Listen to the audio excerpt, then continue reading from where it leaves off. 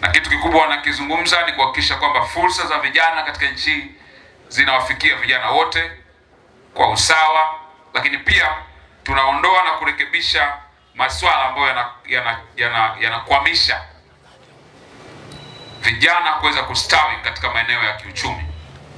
Na katika bunge lililopita alitoa maelekezo mawili ambayo yenyewe yote tumeyabadilisha na yamekuwa sheria ambayo sasa yatakwenda kuboresha zaidi mazingira ya kibiashara. Moja ni kuongeza kwa asilimia zinazotengwa katika halmashauri zetu kutoka 10%, na sasa tumepitisha sheria tutatenga 15% katika halmashauri zetu. 4% kama kawaida itaenda kwa vijana, 4% kama kawaida itaenda kwa wanawake, 2% itakwenda kwa watu wenye ulemavu, lakini ile 5% ambayo imeongezeka, dhamira yake ni kwenda kuboresha miundombinu ya biashara katika maeneo yetu, hasa katika hizo halmashauri zetu, kwa sababu iligundulika kwamba kutokana na bajeti pesa inakuwa kidogo ya kwenda kuboresha masoko, ya kwenda kuboresha maeneo kwa ajili ya biashara, kwa ajili ya hasa vijana na wanawake.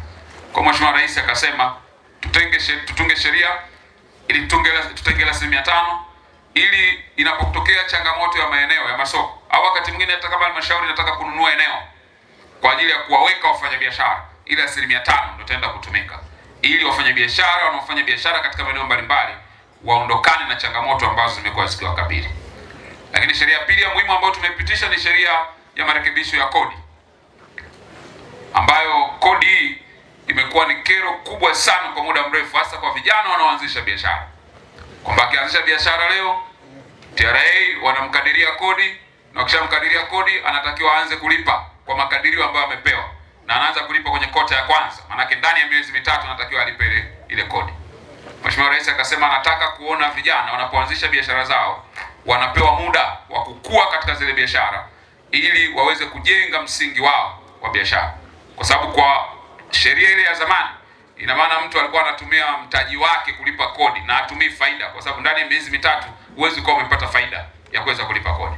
Kwa alielekeza na tumefanya marekebisho, na kuanzia mwaka huu wa fedha kwamba mtu anapoanzisha biashara TRA hawatamdai kodi mpaka amalize miezi 12, kwa maana mwaka mmoja. Akishamaliza ndipo hapo ataanza kulipa kodi katika TRA. Kwa mwaka wa fedha 2025/26 kuishia Juni, jumla shilingi bilioni 4.6 zimetolewa kwa vijana, kwa vikundi vya vijana 576 ambavyo ni 4% inayotolewa kutoka mapato ya ndani ya halmashauri zetu zote 7. Lakini pia kupitia mikopo hii vijana wameweza kunufaika, na wakati mwingine ukija Mheshimiwa Waziri tutakupeleka kwa miradi ya vijana.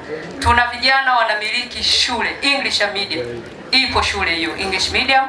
Kuna vijana wanamiliki zahanati, kuna vijana wanamiliki magari Costa. Zote hizo ni uwezeshaji wa serikali ya awamu ya 6. Lakini pia vijana wameendelea kunufaika na mikopo ile inayotolewa kupitia Wizara ya Maendeleo ya Jamii maarufu kama mikopo ya wafanyabiashara ndogo ndogo, ambapo kwa mkoa wa Mbeya mpaka sasa zaidi ya milioni 630 zimekwisha kutolewa kwa wanufaika zaidi ya 268. Na ukiangalia mikopo hii wanufaika wengi Mheshimiwa Waziri ni vijana almaarufu kama machinga, wengi wamepata fursa hiyo.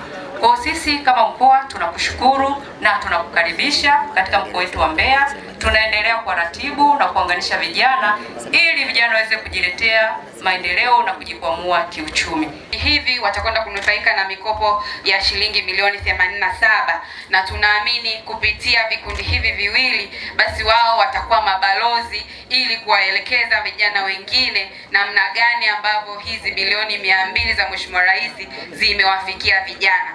Rai yangu kwenu vijana, tutumie hizi fursa ambazo serikali yetu imeshusha na tuhakikishe kwamba tunazitumia ipasavyo ili ziweze kutukwamua sisi vijana, lakini sambamba na hilo tuwe mabalozi wazuri wa kueleza kwamba mikopo hii ipo. Lakini sambamba na hilo, utakumbuka ulipokuja, mojawapo ya changamoto kubwa ambao vijana walikueleza ndani ya wilaya ya Kyela ni kutokuwa na elimu ya jinsi gani wanaweza kunufaika na ile mikopo ya 10%. Mheshimiwa Waziri, nikuhakikishie kwamba sisi tulifanya kazi kubwa, na ndio maana utaona takwimu hii ambayo mkurugenzi hapa ameitaja kwamba katika mwaka wa fedha 25/26 jumla ya vikundi 74 vimenufaika na mikopo ya 10% ambayo inatolewa na halmashauri. Hii yote ni kazi kubwa ambayo Mheshimiwa Rais ameifanya ya kutoa miongozo, lakini ya kuhakikisha kwamba tunasimamia kile ambacho anakitaka kiweze kufanyika kwa vijana, lakini pia kwa kina mama na watu wenye ulemavu. Na nikuhakikishie tu kabisa Mheshimiwa Waziri, sisi wilaya ya Kyela tutaendelea kukuomba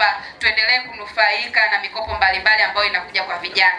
Vijana wa wilaya ya Kyela ni vijana ambao wanajituma na ni vijana ambao wakipewa nafasi wako tayari kuitumia zile fursa ambazo zinapatikana kwa ajili yao. Kwa hiyo nikuombe sana Mheshimiwa Waziri, fursa zozote ambazo zinatokea katika wizara yako, basi na sisi wilaya ya Kyela usisahau, kwa sababu vijana hawa kama ambavyo umeona wamejitokeza kwa wingi, wako tayari kuchangamkia fursa ambazo zinatolewa na serikali, na ndio maana umeona leo hii tumeanza na vikundi viwili, lakini kuhakikishia tena Mheshimiwa Waziri utarudi kwa ajili ya mikopo mingine, kwa sababu vijana hawa wamehamasika na wako tayari kutumia fursa hizo za bilioni 200 za Mheshimiwa Rais.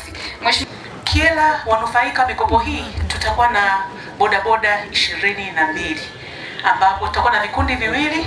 Kikundi kimoja kutoka Njisi watanufaika mikopo ya bodaboda 16, lakini kuna kikundi kingine kutoka Muungano watanufaika na bodaboda 6. Kwa jumla bodaboda 22 zenye thamani ya milioni 87. Tuna kila sababu ya kujivunia. Tunasema asante sana kwa mikopo hii. Mikopo hii itakuwa na tija kwa vijana wetu, kwa sababu walikuwa idle. Huenda haitoshi ile 10% ya mikopo tunayoitoa kama halmashauri, lakini kupitia wizara ameamua kutoa mikopo hii. Itawasaidia vijana wetu kuwa na kazi au kipato cha ziada, na hata baadaye huenda wakaajiri vijana wengine kupitia bodaboda. Tuna kila sababu ya kushukuru kwa hilo, lakini pia tutumie nafasi hii kuwasihi vijana. Mikopo hii mliopewa ni mikopo ambayo haina riba hata kidogo.